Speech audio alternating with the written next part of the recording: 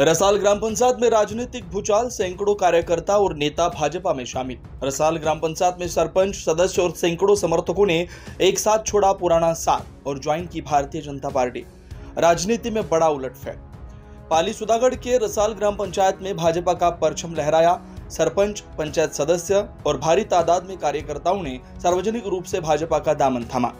बड़े नेताओं की मौजूदगी, सांसद धैर्यशील पाटिल, विधायक रविंद्र पाटिल, प्रकाश भाऊ देसाई, गीताताई पालरेचा और राजेश मपारा ने किया नए भाजपा कार्यकर्ताओं का जोशीला स्वागत।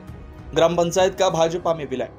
रसाल ग्राम पंचायत जो राजनीतिक, सामाजिक और आर्थिक रूप से अत्यंत प्रभावशाली मानी जाती है, इसने भाजपा में प्रवेश कर एक बड़ा संदेश दे दिया है। सुधागढ़ में भाजपा का बोलबाला। स्थानीय निकाय चुनावों से पहले बड़ा फायदा। पाचापुर ग्राम पंचायत के बाद रसाल पंचायत के भाजपा में विलय से यह साफ है कि आगामी स्थानीय चुनाव में भाजपा की स्थिति बेहद मजबूत होगी। युवा नेतृत्व की मेहनत लाई रंग। नरेश खाड़े जैसे युवा नेता और वरिष्ठ भाजपा पदाधिकारियों के प्रयास से यह बड़ा राजनीतिक परिवर्तन संभव हो पाया। रायगढ़ से न्यूज फर्स्ट के लिए धम्मशील सावंत की रिपोर्ट। सुधागढ़ तालुक्यामधील रासळ या महत्त्वाच्या राजकीय दृष्ट्या असलेल्या ग्रामपंचायतीतील काही प्रमुखांनी प्रवेश केलेला आहे भाजपमध्ये। काय सांगाल? आणि कार्यालयाचं देखील उद्घाटन झालं। या ठिकाणी देशामध्ये ज्यांच्या नेतृत्वात देश घडत आहे असे या देशाचे पंतप्रधान माननीय मोदी साहेब, त्याचप्रमाणे या राज्यामध्ये ज्यांच्या नेतृत्वात आम्ही सर्वच मंडळी काम करत आहात ते देवेंद्र फडणवीस साहेब या देशाला नवीन आणि या राज्याला नवी दिशा देण्याचे काम या ठिकाणी करत आहेत। त्याचप्रमाणे सुधागढ़ तालुक्यात या पेण विधानसभा क्षेत्रामध्ये ज्यांच्या नेतृत्वात आणि हा सुधागढ़ तालुका ज्यांच्या नेतृत्वात घडत आहे ते आमचे आदरणीय दोन्ही नेते म्हणजे माननीय आमदार रविशेठ पाटील साहेब, ते याआधी कॅबिनेट मंत्री होते, त्याचप्रमाणे माननीय खासदार धैर्यशील दादा पाटील हे या ठिकाणी आज विद्यमान आपले या रायगड जिल्ह्याचे, या दक्षिण रायगड जिल्ह्याचे आता जिल्हा अध्यक्ष देखील आहेत। त्यांच्या नेतृत्वात आम्ही या ठिकाणी सर्वच मंडळी अतिशय ताकदीने त्यांच्या मार्गदर्शनाखाली या ठिकाणी आम्ही सर्वच मंडळी काम करत आहोत। सुधागढ़ तालुक्यामध्ये भारतीय जनता पक्षाचा झंझावत हा अतिशय ताकदीने होत आहे। थोडेच दिवस अगोदर या ठिकाणी पाचापूर सारख्या मोठ्या ग्रामपंचायतीचा पक्षप्रवेश झाला। आज या ठिकाणी रासळ सारखी अतिशय ताकदीची असणारी ग्रामपंचायत भारतीय जनता पक्षामध्ये सुधागढ़ तालुक्यातील काही ठराविक मंडळी ज्यांचं नाव आवर्जून या ठिकाणी घ्यावासा ते म्हणजे माननीय आपले नरेशभाई खाडे हे पक्षाचे सरचिटणीस देखील आहेत। त्यांच्या मोठ्या मनाने या ठिकाणी जो काही पक्षप्रवेश झालेला आहे, त्याचप्रमाणे या ठिकाणी सर्वच मंडळी जी काय आहेत, एखाद्याचं नाव घेतलं आणि एखाद्याचं नाही घेतला तर कोणाला तरी वाईट वाटेल म्हणून मी यांची नावं या ठिकाणी घेत नाही, पण या ठिकाणी जो काही पक्षप्रवेश अतिशय ताकदीने होत आहे त्याच्या मागची जी काही कारणं आहेत, तर सुधागढ़ तालुक्यामध्ये ज्यांच्या माध्यमातून नेतृत्व होत आहे ते माननीय प्रकाश भाऊ असतील, गीताताई असतील, राजेश दादा असतील, आलापबाई असतील, ही सारीच मंडळी अतिशय ताकदीने या ठिकाणी काम करत आहेत। त्यांच्या नेतृत्वावरती माननीय रविशेठ पाटील साहेब असतील, आमदार साहेब आहेत, यांच्या नेतृत्वावरती विश्वास ठेवून या ठिकाणी भारतीय जनता पक्षामध्ये जोरदार इनकमिंग सुरू आहे। सर्वांना विश्वास आहे की भारतीय जनता पक्ष सर्वसामान्य गोरगरीब यांची कामं अतिशय मन लावून आणि अतिशय निस्वार्थीपणाने या ठिकाणी करत आहे। त्यामुळे सर्वच जण या ठिकाणी भारतीय जनता पक्षाचा हात धरण्यासाठी इच्छुक आहेत। आज या ठिकाणी रासळ सारख्या मोठ्या ग्रामपंचायतीचा पक्षप्रवेश झाला। थोड्याच दिवसामध्ये जांभूळपाड्यासारखा विषय असेल किंवा इतर तालुक्यातील जवळजवळ 4 ते 5 ग्रामपंचायती अशा असतील का त्या आमच्या संपर्कात आहेत। आमच्यासारखी तरुण मंडळी या ठिकाणी काम करत असताना 24 तास पक्षासाठी आणि 24 तास सर्वसामान्य ग्रामस्थांसाठी, जनतेसाठी या ठिकाणी आम्ही सर्वजण उपलब्ध आहोत।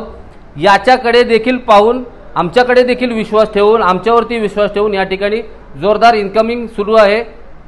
त्याचप्रमाणे आज या पक्ष कार्यालयाचं भव्य दिव्य असं उद्घाटन माननीय प्रकाश भाऊ देसाई यांनी आम्हाला हा पक्ष कार्यालय उपलब्ध करून दिला, त्यामुळे आज हे शक्य झालं। त्याचप्रमाणे अख्ख्या जिल्ह्यामध्ये असं तालुक्याचं कार्यालय कुठेच नसेल असं मला वाटते। एंटी चेंबर, त्याचप्रमाणे एक दुसरा रूम, एक सर्वसामान्य सभा घेण्यासाठी एक व्यवस्था, त्याचप्रमाणे बाईट देण्यासाठी ही व्यवस्था, सर्व महापुरुषांचे जे काही फोटो लागलेले आहेत, या असं सर्व सुसज्ज असं हे जे काही कार्यालय माननीय प्रकाश भाऊ देसाई यांनी स्वतःचं कार्यालय या ठिकाणी पक्ष कार्यालय म्हणून आम्हाला सर्वांना उपलब्ध करून दिलं। त्यामुळे आम्ही सर्व सुधागढ़वासीय या सर्वांकडून माननीय प्रकाश भाऊ यांचे आम्ही सहर्ष अभिनंदन करतो, आभार व्यक्त करतो। ह्या तालुक्यात सुंदर अशी काम चाललेलं आहे. श्रीकांत ठोंबरे यांच्या नेतृत्वाखाली इथं ह्या ठिकाणी काम चांगलं चाललेलं आहे. ह्या ठिकाणी बहुसंख्य ग्रामपंचायतीने बहुसंख्य लोक हे भाजपच्या पाठीमागे लागलेले आहेत. भाजपबरोबर काम चाललेलं आहे, ते काम चांगलं आहे.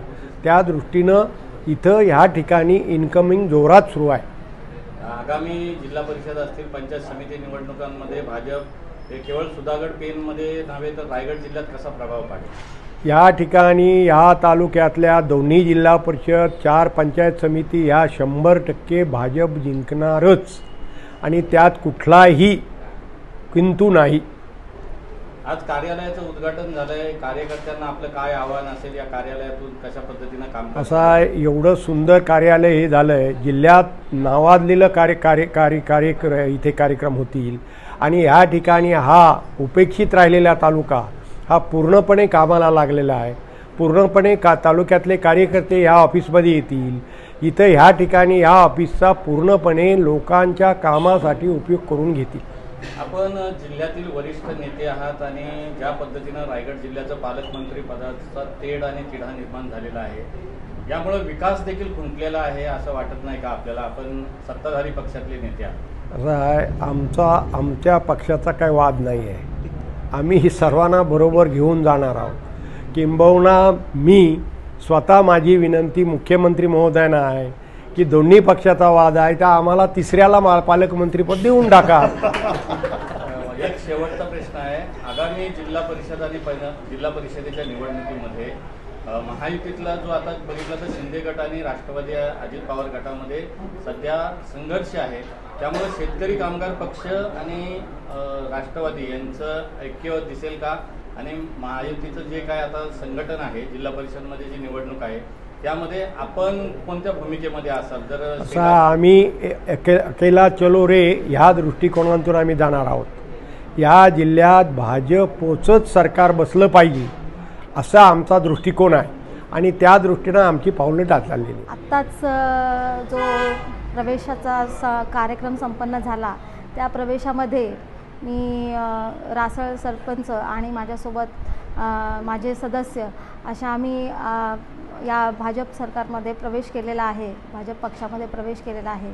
तरी मला असं वाटतं की या ज्या पक्षामधून आम्हाला ज्या पद्धतीने आमच्या सामान्य ते सामान्य जनतेचा विकास कसा घडताना येईल या अशा पद्धतीचा असा विश्वास त्यांनी आम्हाला दिलेला आहे. तसेच आपल्या केंद्र शासनामध्ये पण हा पक्ष सत्तेमध्ये आहे, तसेच राज्य सरकारमध्ये पण हाच पक्ष सत्तेमध्ये आहे. तर अशा सत्तेत असलेल्या पक्षाबरोबर आम्हाला काम करण्यात अत्यंत उत्साहपूर्ण हे वातावरण निर्माण होईल आणि ज्या आमच्या अपेक्षा आहेत त्यांच्याकडून त्या अपेक्षा ते नक्कीच पूर्ण करतील एवढीच मी त्यांच्याकडून त्यांना विनंती करते. आणि या ज्या पक्षामध्ये आम्ही प्रवेश केलेला आहे त्या पक्षाच्या प्रवेशातून काहीतरी चांगलं माझ्या सर्वसामान्य जनतेसाठी मला करता येईल एवढीच मी अपेक्षा करते. आणि पुन्हा एकदा या सगळ्या कार्यक्रमाला माझ्या जे बंधू भगिनी उपस्थित होते, जे काही माझे रासळचे ग्रामस्थ व इतर पदाधिकारी उपस्थित राहिले, त्यांना मी मनापासून आभार व्यक्त करते, त्यांचे अभिनंदन करते. आणि पुन्हा एकदा या पक्षामध्ये प्रवेश करून माझ्या सर्व जनतेला त्याचा काहीतरी फायदाच होईल अशी अपेक्षा करते आणि माझे 2 शब्द इथे संपवते.